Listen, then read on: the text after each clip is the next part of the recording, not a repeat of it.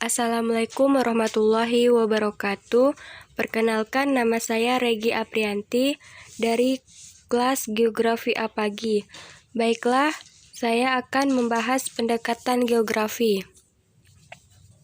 Pendekatan geografi dapat diartikan sebagai metode atau cara analisis untuk memahami berbagai gejala atau fenomena geosfer, khususnya interaksi manusia dengan lingkungan.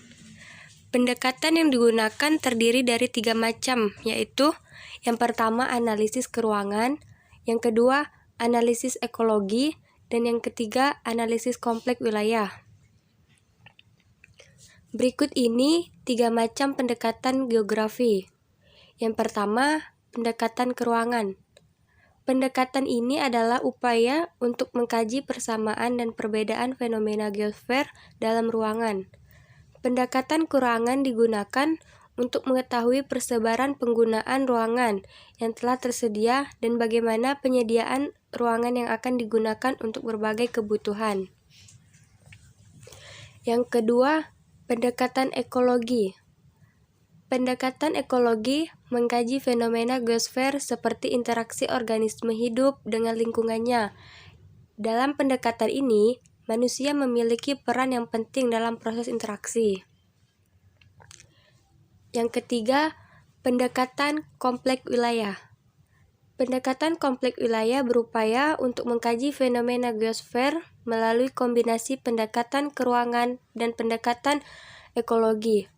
Interaksi antar wilayah akan berkembang karena pada hakikatnya setiap wilayah di bumi berbeda antara satu dan lainnya.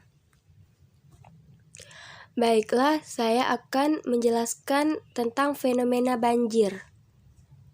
Banjir merupakan suatu kondisi di mana terjadi luapan air yang berlebih, yang mengakibatkan terendamnya suatu wilayah.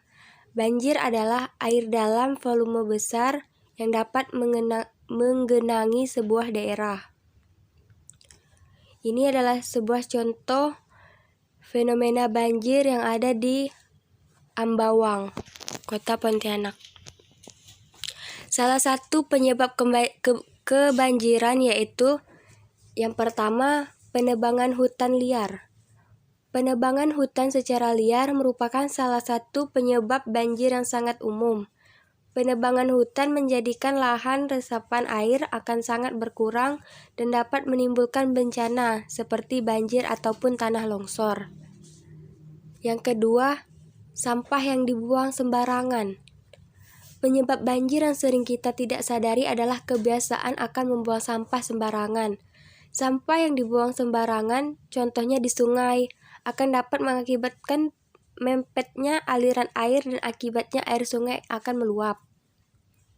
Yang ketiga, pemukiman yang dibangun di bantaran kali. Penyebab banjir biasanya adalah kurang teratanya pemukiman penduduk yang berada di daerah bantaran sungai. Hal negatif yang dapat timbul akibat hal tersebut adalah dapat membuat pendangkalan sungai karena kebiasaan buang sampah yang dilakukan para warganya dan dibuang langsung ke sungai.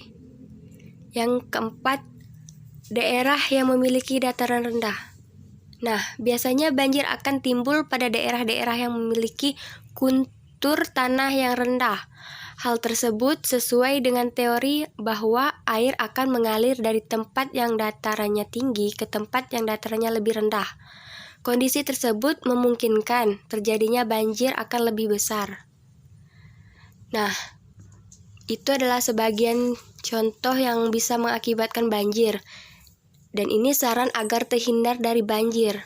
Yang pertama, kita tuh harus membuang sampah pada tempatnya. Yang kedua, menanam pohon di sekitar rumah. Yang ketiga, membersihkan saluran air. Yang keempat, turut mendukung aksi penghijauan kembali hutan gundul.